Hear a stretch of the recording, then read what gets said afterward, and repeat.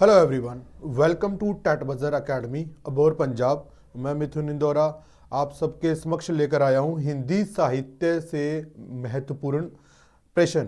ठीक है, हिंदी साहित्य के महत्वपूर्ण प्रश्न जो कि आप उनको एमसीक्यू के माध्यम भी कह सकते हैं। ठीक है, तो हिंदी साहित्य में जो काल हैं हमारे आदिकाल, भक्तिकाल, रीतिकाल और आधुनिक काल, इन चार कालों से जो महत्वपूर्ण क्वेश्चन बन पड़ते हैं, जो महत्वपूर्ण क्वेश्चन जो हमें गत परीक्षाओं में भी देखने को मिले हैं, वही प्रश्न जो है हम आपके समक्ष जो लेकर आते हैं। ठीक है, उसके अलावा बहुत सी पुस्तकों में से अध्ययन करके जो हमें लगता है काफ़ी महत्वपूर्ण क्वेश्चन है ये, और आगामी परीक्षाओं में आने के पूरा पूरा इसका चांस है, या पूरा पूरा ये इसको आभास कह लीजिए कि तो हम वो प्रश्न जो है आपसे विचार विमर्श करते हैं। ठीक है, तो इसी के साथ जो है इसी लड़ी को आगे बढ़ाते हुए, इसी क्रम को आगे बढ़ाते हुए, जैसे कि हमने समय समय पर हिंदी साहित्य के प्रश्नों पर जो है विचार विमर्श किया है, उसी प्रकार से हम इसी लड़ी को आगे बढ़ाते हुए आज हम जो करेंगे हिंदी साहित्य के एमसीक्यू, जिसको हम जो है बड़े ही ध्यान से देखेंगे, और आशा करते हैं ये एमसीक्यू जो है आगामी परीक्षाओं में आपको सफलता दिलाने में एक सराहनीय जो है सराहनीय प्रयोग जो है आप ये करेंगे। ठीक है, तो इसी के साथ तो हम स्टार्ट करते हैं हिंदी साहित्य के जो महत्वपूर्ण एमसीक्यू हैं उन पर विचार विमर्श। साथ ही साथ आप जो है हमसे अगर घर बैठे ही मास्टर कैडर हिंदी की ऑनलाइन कोचिंग लेना चाहते हैं तो आप जो है हमें इन नंबरों के माध्यम से संपर्क कर सकते हैं। और इसके साथ ही आप हिंदी साहित्य से और अन्य जो है जैसे पंजाबी, इंग्लिश, ठीक है, और एसएसटी, किसी भी तरह के मास्टर कैडर की आप तैयारी करना चाहते हैं तो आप जो है इन नंबरों के माध्यम से आप हमें जो है संपर्क कर सकते हैं। और इसी के साथ जो है आप मास्टर कैडर 2022 में जो अभी वैकेंसी आई है 4161, उसके अनुसार आप ऑनलाइन कोचिंग घर बैठे लेना चाहते हैं हमसे, तो आप क्या करेंगे कि आप जो है हमें टैट बजर अकेडमी जो है बोर, इन नंबरों पर आप हमें जो है संपर्क करेंगे। ठीक है, जैसे कि आपको सभी को पता है कि अभी 4161 जो पोस्टें हैं, जो जॉब्स हैं हमारे पंजाब में मास्टर कैडर की आई हुई है, जिसमें पंजाबी के जो है 534 हैं। ठीक है, हिंदी 240 पोस्टें हैं, एसएसटी 633 के करीब है, और इंग्लिश जो है 790 के करीब जो मास्टर कैडर की पोस्टें आई हुई हैं। ठीक है, इनके लिए आप जो है हमें इन नंबरों के माध्यम से भी आप हमसे संपर्क करके जो है ऑनलाइन कोचिंग घर बैठे ही ले सकते हैं। ठीक है, इसी के साथ आप एक बहुत ही सराहनीय काम कर सकते हैं, बहुत ही एक आसान सा काम कर सकते हैं। हम घर बैठे ही आप क्या कर सकते हैं, आप हमारे जो है फ्री व्हाट्सएप ग्रुप का हिस्सा बन सकते हैं। इसके लिए आपको जो है बड़ा ही आसान जो है एक कार्य करना होगा, एक काम करना होगा कि आपने क्या करना है, सबसे पहले अपना नेम और पेपर, जिस भी पेपर की आप हमसे कोचिंग लेना चाहते हो, चाहे वो हिंदी साहित्य से हो, हिंदी का हो, पंजाबी हो, ठीक है, या फिर इंग्लिश हो, ठीक है, किसी भी तरह का हो, तो आपने क्या करना है, उस पेपर जो है उसको टाइप करना है, यानी कि अपने उस सब्जेक्ट को या उस पेपर को आपने जिसकी कोचिंग लेनी है उसको टाइप करना है। फिर सिटी, उस शहर का नाम जिस शहर से आप संबंध रखते हैं, जिस शहर में आप रहते हो। ठीक है, उसके अलावा आप अगर किसी गांव से भी संबंध रखते हैं, अगर किसी गांव में भी रहते हैं तो कोई चिंता की बात नहीं है, आप अपने गांव का नाम भी आप जो है टाइप कर सकते हैं। उसके बाद आपने अपना जेंडर जो कि मेल है या फीमेल आपने टाइप करना है। फिर आपने ये सब टाइप करके हमें जो है इन नंबरों पर जो आपको स्क्रीन पर दिखाई दे रहे हैं आपने हमें मैसेज कर देना है, तो आप जो है बड़ी आसानी से एक फ्री व्हाट्सएप ग्रुप का हिस्सा बन जाएंगे। ठीक है, तो इसी के साथ जो है हम अपना जो है शुभ आरंभ करते हैं हिंदी साहित्य के महत्वपूर्ण क्वेश्चन के साथ। ठीक है, हिंदी साहित्य के महत्वपूर्ण क्वेश्चनों के साथ आप जो है हम अपना शुभ आरंभ करते हैं। ठीक है, तो पहला सबसे प्रथम क्वेश्चन हमारे समक्ष जो है वो है, कौन सा लेखक भारतेंदु मंडल का नहीं है? वह कौन सा लेखक है जो भारतेंदु मंडल का नहीं है? तो ए हमारे पास है प्रताप नारायण मिश्र है, बी बाल कृष्ण भट्ट, सी प्रेमघन, ये प्रेम धन लिखा हुआ है लेकिन प्रेमघन है। ठीक है, तो प्रेमघन, और डी में है हमारे पास श्रीधर पाठक। तो कौन सा लेखक है जो भारतेंदु मंडल का नहीं है?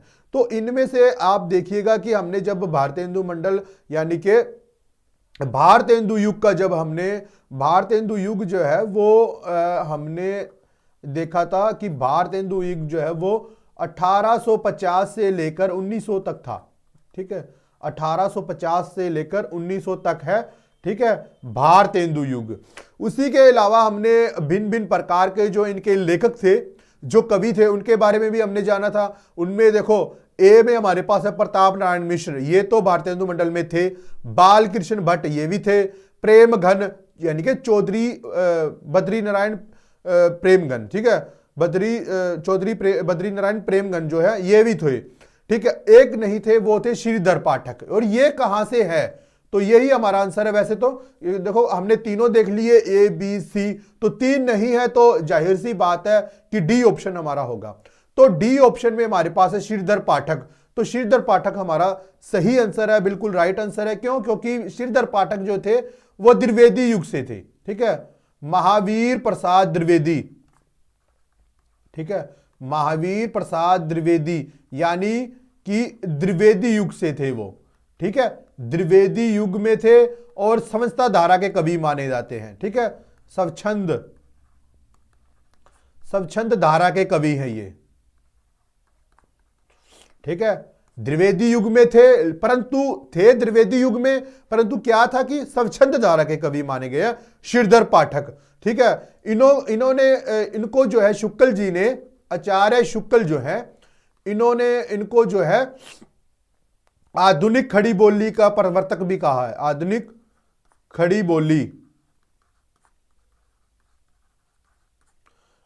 बोली का कवि या प्रवर्तक कहा है।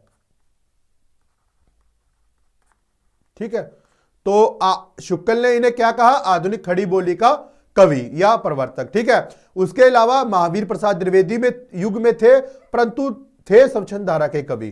ठीक है, तो डी ऑप्शन हमारा यहां पर बिल्कुल राइट आंसर है।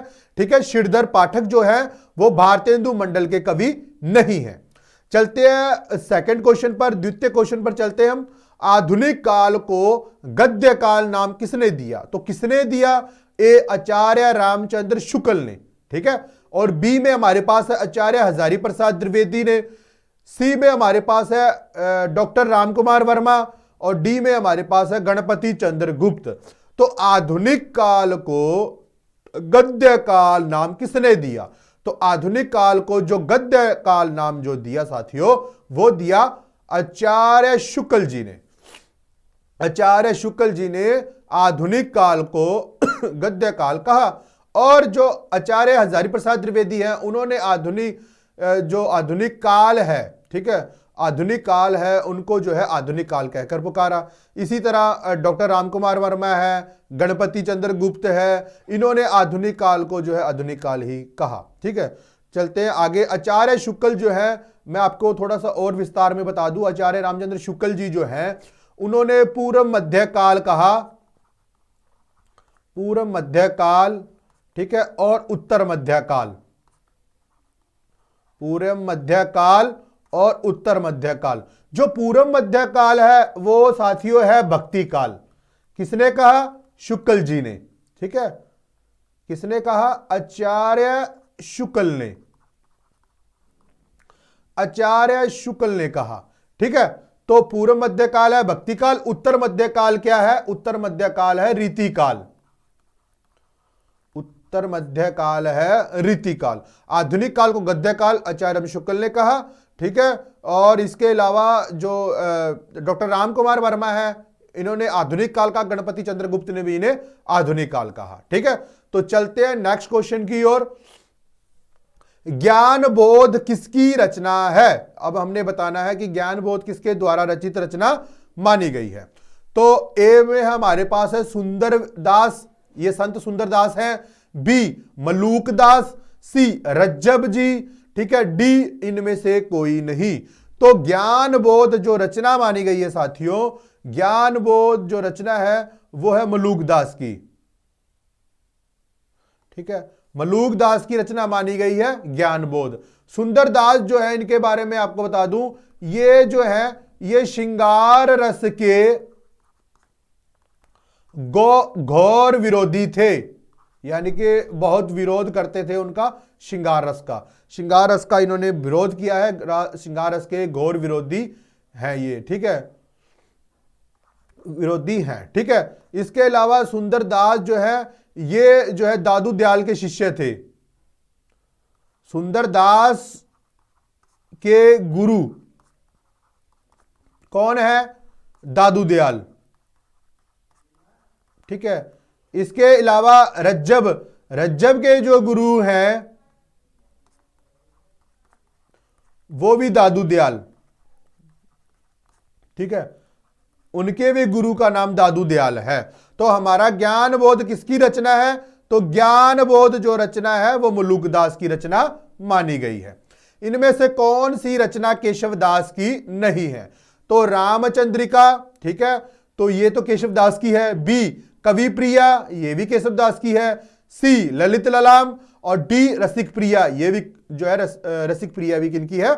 केशवदास की है। अब आती है बात कि कौन सी नहीं है।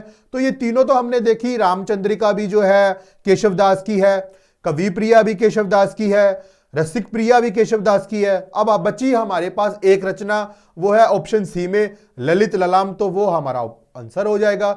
सिंपल सी बात है, साधारण सी बात है। हमने जानना था कि केशवदास की रचना कौन सी नहीं है, तो ललित ललाम नहीं है। ललित ललाम किसकी रचना है? तो वो मती राम की रचना है, ठीक है, मती राम की रचना है ललित ललाम। रामचंद्रिका जो केशवदास की रचना है, इसे जो छदों का अंजायम घर भी कहा जाता है, ठीक है। राम स्वरूप चतुर्वेदी,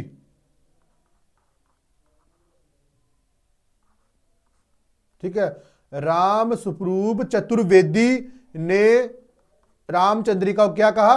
छंदों का अजायब घर, ठीक है, छंदों का अजायब घर कहा है, ठीक है। कवि प्रिया, रसिक प्रिया, ये केशवदास की रचना मानी गई है। केशवदास का जन्म कब हुआ? 1555 में, ठीक है, 1555 में केशवदास का जन्म हुआ था। तो यह था हमारा आंसर ललित ललाम की कौन सी रचना केशवदास की नहीं है?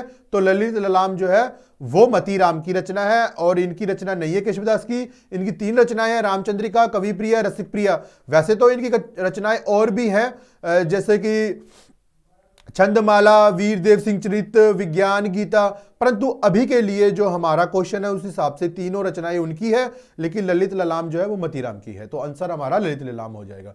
नेक्स्ट चलते हैं। छायावाद के प्रमुख कवियों में किसमें गीतों की मधुर वेदना की मर्म अभिव्यक्ति अधिक है?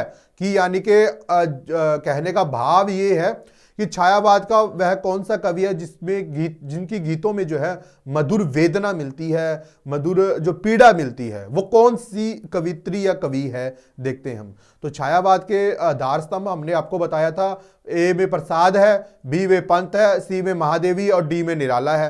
तो ये तो चारों के चारों जो है ये क्या है? ये छायावाद के आधार स्तंभ माने गए हैं, ठीक है, आधार स्तंभ माने गए हैं। तो गीतों में जो मधुर वेदना मिलती है, मधुर यानी कि मीठी, कहते हैं कि मीठी वेदना मिलती है, वो किनके गीतों में मिलती है? तो एक ही है हमारे पास, महादेवी वर्मा जी। महादेवी वर्मा जी जो है वो क्या है कि उनके गीतों में जो है मधुर वेदना हमें दिखलाई पड़ती है। प्रसाद जो है, जिनका पूरा नाम है जयशंकर प्रसाद, वो छायावाद के प्रवर्तक हैं, छायावाद के प्रवर्तक, छायावाद के प्रवर्तक।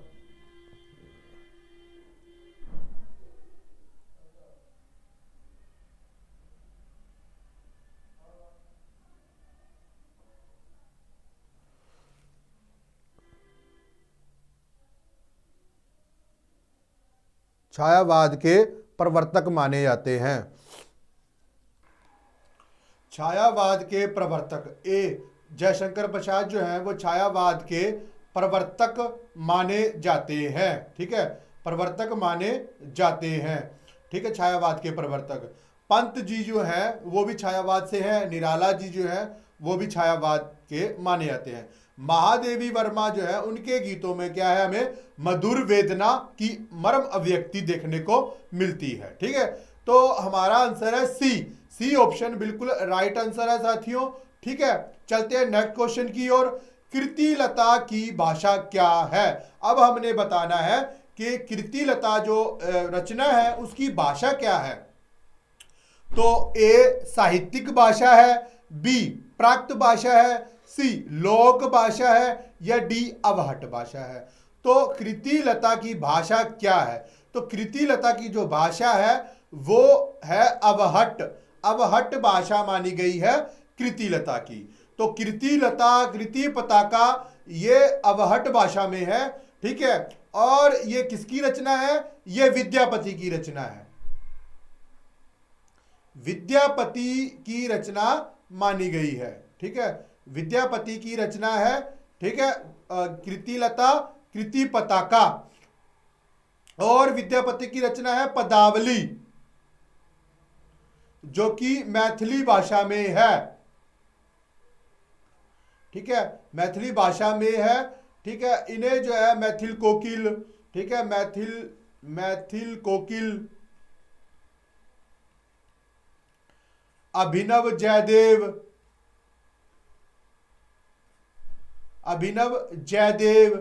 आदि कई उपाधियों से इन्हें पुकारा जाता है। किन्हें? विद्यापति जी को। ठीक है, और ये क्या है विद्यापति जी? विद्यापति जी जो है ये माने गए हैं, विद्यापति जो है ये माने गए हैं, कहते हैं कि ये आदिकाल के कवि माने गए हैं विद्यापति जी। ठीक है, आदिकाल के कवि माने गए हैं। ठीक है, चलते हैं नेक्स्ट क्वेश्चन पर। नेक्स्ट क्वेश्चन है हमारा, मीराबाई का मलाल किसकी कृति है? मीराबाई का मलाल किसकी कृति है? ए मीराबाई, बी क्षीर स्वामी, सी नंददास, या डी गोविंद स्वामी। तो मीराबाई का मलाल जो है वो किसकी रचना है? वो किसकी कृति है? मीराबाई की। ठीक है, ए ऑप्शन बिल्कुल राइट आंसर है साथियों। मीराबाई का मलाल किसकी कृति है? मीराबाई की। ठीक है, तो चलते हैं आगे। इनमें से किसका समय सबसे बाद में है? यानी कि हमें बताना है ये जो कवि हमारे पास है इनमें सबसे लास्ट का कवि कौन माना गया है। तो ए में है हमारे पास केशवदास, बी में हमारे पास है रहीमदास, सी में हमारे पास है गणानंद, और डी में है पद्माकर। तो जो सबसे बाद वाले कवि हैं वो माने गए हैं पद्माकर जी। ठीक है, तो डी ऑप्शन हमारा बिल्कुल राइट आंसर है। इनमें से किसका समय सबसे बाद में माना गया है? तो वो है पद्माकर जी माने गए हैं सबसे बाद वाले कवि। ठीक है, तो शेर सिंह का शस्त्र समर्पण किसकी रचना है? शेर सिंह का शस्त्र समर्पण किसके रचनाकार कौन है? यानी कि इसके रचनाकार हमने बताना है कि कौन माने गए हैं। तो ए सूर्यकांत त्रिपाठी निराला, बी रामधारी सिंह दिनकर, सी सुभद्रा कुमारी चौहान, या डी जयशंकर प्रसाद। तो शेर सिंह का शस्त्र समर्पण जो है रचना जयशंकर प्रसाद की है। किनकी रचना है? जयशंकर प्रसाद की रचना मानी गई है शेर सिंह का शस्त्र समर्पण। ठीक है, तो जयशंकर प्रसाद की रचना मानी गई है ये। ठीक है, जयशंकर प्रसाद जो है वो छायावाद के कवि हैं, छायावाद के प्रवर्तक माने जाते हैं, छायावाद के प्रवर्तक माने जाते हैं जयशंकर प्रसाद जी। ठीक है, और इसके अलावा जयशंकर प्रसाद जी जो है इन्होंने काव्य के साथ साथ कहते हैं कि नाटकों का भी नाटकों का भी इन्होंने रचना की। ठीक है, नाटकों के साथ साथ इन्होंने क्या किया कि इनका एक छायावाद में जो है 1900 झरना नामक जो काव्य कृति है इनकी, झरना, वो 1918 में प्रारंभ हुई। और मतलब ऐसा माना जाता है झरना 1918 में प्रारंभ हुई और झरना से ही जो है छायावाद का युग आरंभ माना जाता है। छायावाद का आरंभ माना जाता है 1918 में, यानी कि झरना से। ठीक है, जयशंकर प्रसाद। शाकाचार किसकी रचना है? तो शाकाचार जो है वो ए देवसेन की रचना है, बी बरूची, सी लक्ष्मीधर, डी श्रीधर। तो श्वाकाचार जो रचना है वो मानी गई है साथियों देवसेन। देवसेन की कृति है, ठीक है, श्वाकाचार। और इसमें 933 ईस्वी में ये लिखी गई, ठीक है। और श्वाकाचार में क्या है, 250 जो दोहे हैं उसमें क्या है, श्राक धर्म का जो है, श्राक के गृहस्थ धर्म का जो है पालन किया गया है।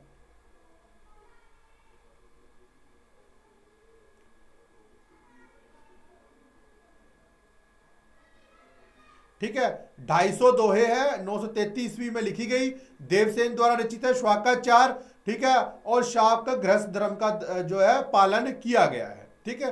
तो हमारा ए आंसर बिल्कुल राइट आंसर है। चलते हैं नेक्स्ट। इनमें से सूर की रचना कौन सी नहीं है? सूर की रचना यानी कि जो कहते हैं हम कि सूर यानी कि सूरदास, सूरदास की रचना कौन सी नहीं है? ए सूर सागर, बी सूर सारावली, और सी रास पंचाध्यायी, और डी साहित्य लहरी।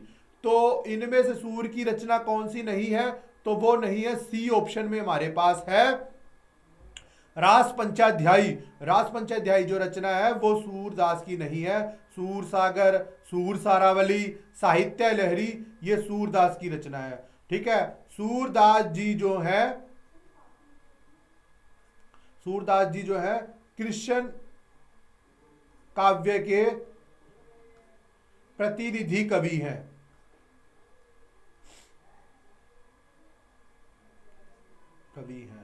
ठीक है। तो सूरदास के जो गुरु हैं वो उनका नाम है भल्वाचार्य। सूरदास के गुरु का क्या नाम है? गुरु है भल्वाचार्य, भल्वाचार्य, ठीक है। भल्वाचार्य जो सूरदास के गुरु माने जाते हैं, ठीक है।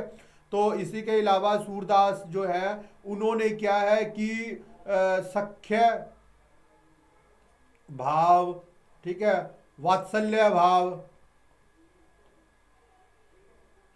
सख्य भाव, ठीक है, वात्सल्य भाव, वात्सल्य भाव आदि में जो है कृष्ण काव्य लिखा, ठीक है। पहले ये 10 भाव में लिखते थे, परंतु भल्वाचार्य से भेंट होने के कारण जो है इन्होंने बाद में जो है सख्य भाव, वात्सल्य भाव में लिखना आरंभ कर दिया, ठीक है। तो रास पंचाध्यायी है वो इनकी रचना नहीं मानी जाती है। अमीय हलाहल मद भरे श्वेत श्याम रतनार, जियत मरत झुकी झुकी परत जेही चितवार, ठीक है। एक बार किसकी पंक्तियां हैं? बिहारी की है, बी रसलीन की है, और सी केशवदास या डी घनानंद की है। तो ये जो पंक्तियां काफी बार हमने देखा है कि एग्जाम में, हिंदी साहित्य के एग्जाम में पूछी जाती है, तो रसलीन की जो है यह पंक्तियां मानी जाती है। अमीय हलाहल मद भरे श्वेत श्याम रतनार, जियत मरत झुकी झुकी परत जेही चित एक बार। तो ये रसलीन की जो है पंक्तियां हैं, ठीक है। तो बी में हमारे पास रसलीन है, ठीक है। बिहारी जो है, बिहारी ने लिखा बिहारी सतसई, 713 दोहे।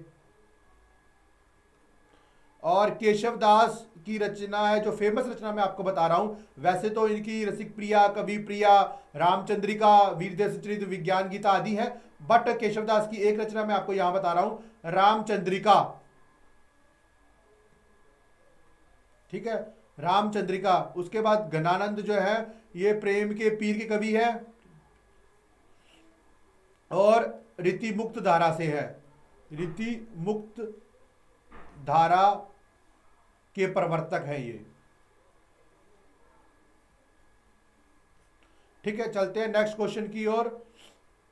भारतेंदु के अनुसार हिंदी नई चाल में ढली, 1880, बी 1857, सी 1873, डी 1860। तो भारतेंदु के अनुसार हिंदी नई चाल में कब ढली? तो वो ढली साथियों 1873, ठीक है।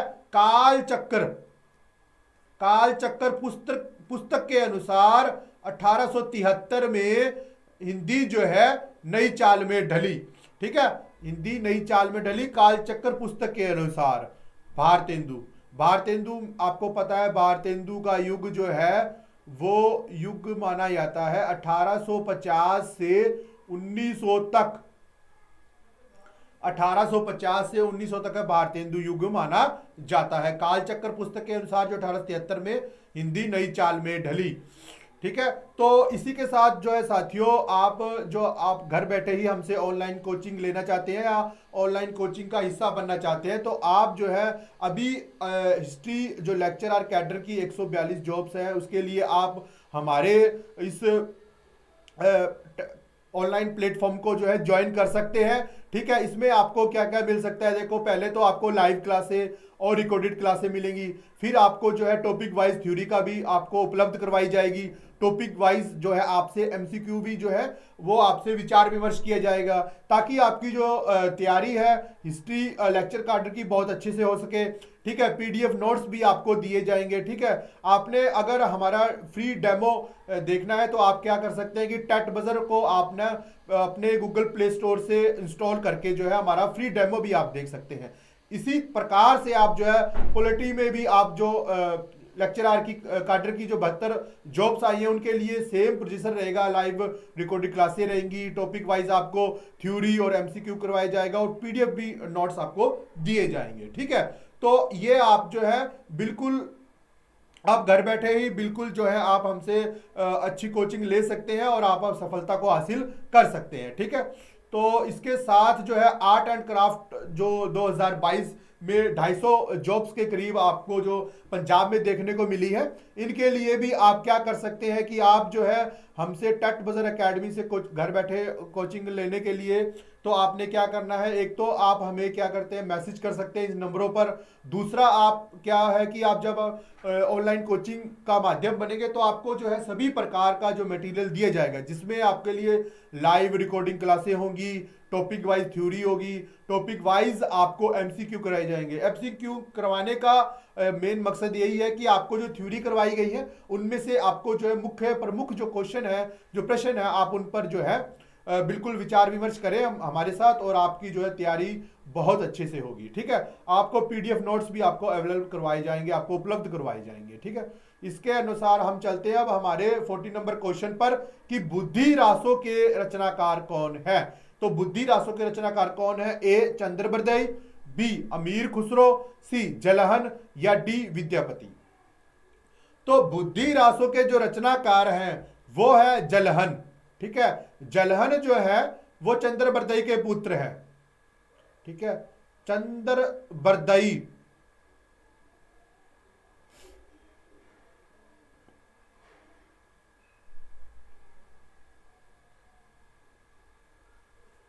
चंद्रबरदई के पुत्र है। ठीक है, जलहन। तो बुद्धि रासो किनका है? जलहन का है। चंद्रबरदई ने लिखा पृथ्वीराज रासो,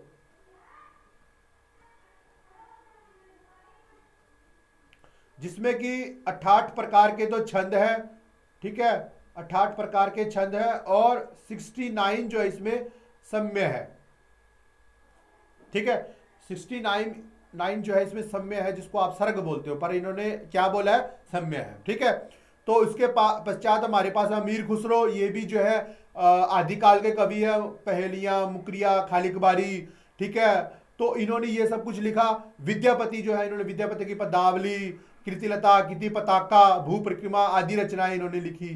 ठीक है, तो आदि रचनाएं जो इनके विद्यापति की मानी गई है। चलते हैं नेक्स्ट।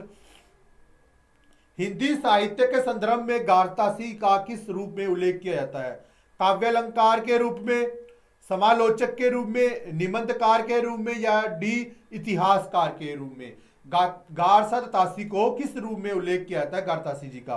तो तासी जी का जो उल्लेख किया जाता है वो इतिहासकार के रूप में किया जाता है। ठीक है, इनकी रचना है इस्तवार,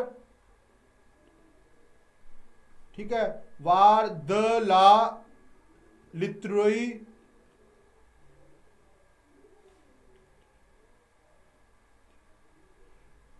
एंदुई हिंदुस्तानी। ठीक है, तो गारतासी जी जो है फ्रेंच भाषा में लिखा इन्होंने। ठीक है, फ्रेंच भाषा में लिखा गारतासी जी ने इतिहास ग्रंथ अपना, इस्तवार दाला लिटरेचर एंदुई ए एंदुस्तानी। ठीक है, ये इनका इतिहास ग्रंथ माना जाता है, फ्रेंच भाषा में है। तो डी ऑप्शन हमारा बिल्कुल राइट आंसर है। कामायनी के प्रथम सर्ग का शीर्षक क्या है?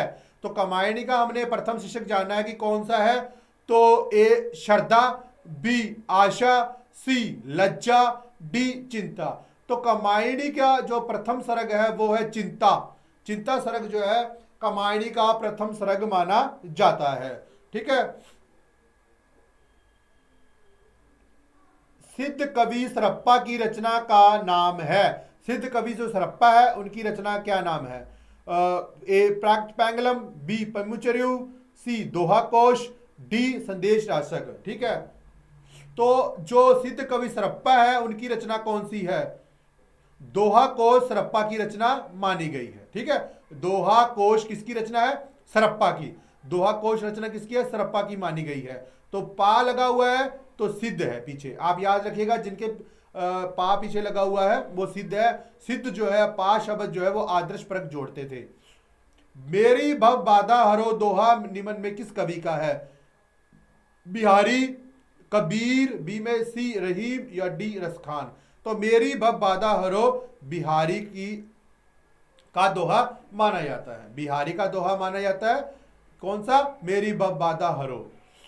देव कवि की रचना है। ए काव्य निर्णय, बी रसराज, सी श्रृंगार निर्णय, डी भाव विलास। तो देव कवि की रचना कौन सी मानी गई है? तो देव कवि की रचना है भाव विलास। भाव विलास जो है वो देव कवि की रचना है। भाव विलास, भवानी विलास, ठीक है, अष्टयाम, ठीक है, ये रचनाएं जो है ये देव कवि की मानी गई है। आधुनिक हिंदी कविता में द्विवेदी युग का काल सीमा तब कब तक माना जाता है? ए 1850 से 1900, बी 1900 से 1947, सी 1947 से 1970, डी 1900 से 1918। तो आधुनिक हिंदी कविता में द्विवेदी युग का काल सीमा कब तक माना गया है? तो माना गया है 1900 से 1918। 1900 से 1918 जो है द्विवेदी युग का काल सीमा तक माना जाता है। स्रोत स्मृति किस श्रेणी की रचना है? एक विरह गीत है ए ऑप्शन, बी शोक गीत है, सी प्रेम गीत है, डी बाल गीत है। तो स्रोत स्मृति जो है किस श्रेणी की रचना मानी गई है? तो स्रोत स्मृति जो है एक माना गया है शोक गीत। ठीक है, शोक गीत माना गया है क्योंकि जो ये गीत है स्रोत स्मृति, ये निराला जी ने अपनी जो पुत्री थी सरोज, उनकी मृत्यु पर जो है इसकी रचना की थी स्रोत स्मृति की। तो ये जो है शोक गीत माना गया है स्रोत स्मृति। ठीक है, तो बी ऑप्शन हमारा बिल्कुल राइट आंसर है।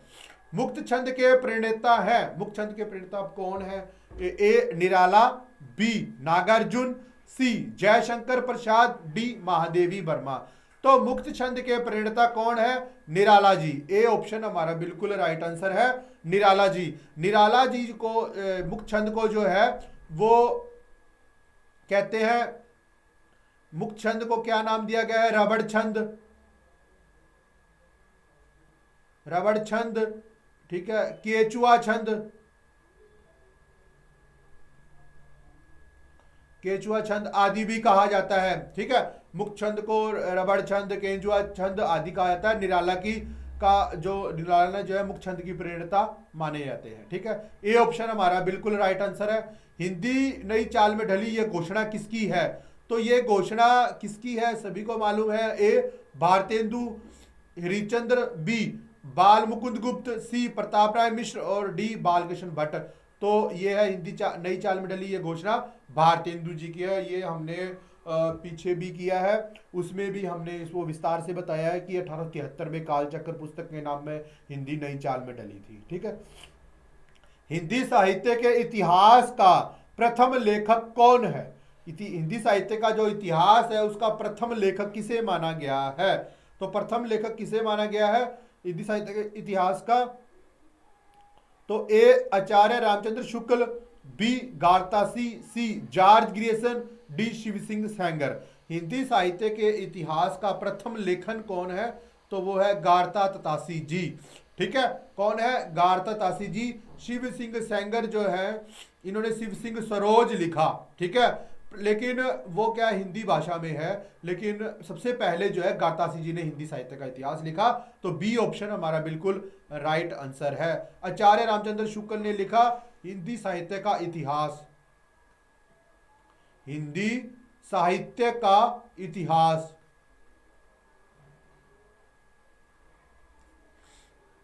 ठीक है, शिव सिंह सेंगर का है शिव सिंह सरोज।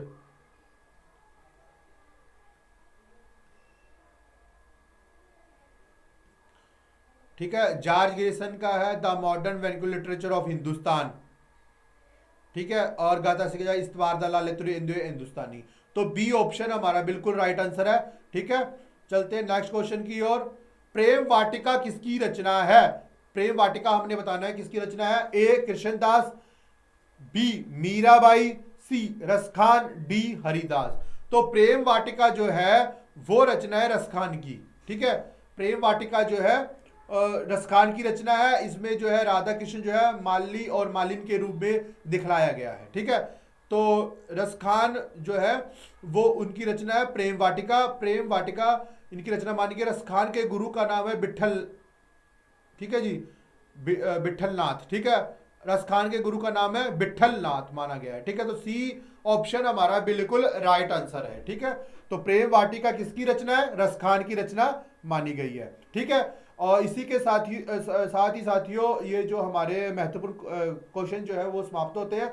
इसी के साथ आप क्या कर सकते हैं कि आप घर बैठे ही हमारे फ्री व्हाट्सएप ग्रुप का हिस्सा बन सकते हैं। आपने करना क्या है, बड़ा ही आसान सा काम करना है। आपने पहले अपना नाम, फिर पेपर, जिस पेपर की आप हमसे कोचिंग लेना चाहते हैं ऑनलाइन के माध्यम से, फिर सिटी यानी उस शहर का नाम या उस गांव का नाम जिससे आप बिलोंग करते हो, जिससे आप संबंध रखते हो, मेल या फीमेल जो भी आपका जेंडर है, ये सब आपने टाइप करना है।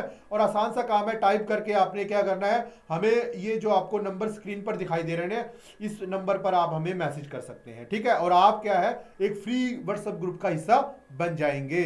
ठीक है, उसी के साथ आप हमें जो है टेलीग्राम पर भी ज्वाइन कर सकते हैं। ये टेलीग्राम, और आप जो है हमें आप इंस्टाग्राम पर भी आप हमें जो है फॉलो कर सकते हैं। और जो है आप लाइक और फेसबुक पेज पर भी आप हमें जो है जो आप हमसे जुड़ सकते हैं। ठीक है, तो इसी के साथ जो है आप हमें जो है इस वीडियो को लाइव सब्सक्राइब अधिक करिए। ठीक है, शेयर कीजिए अपने मित्रों के साथ।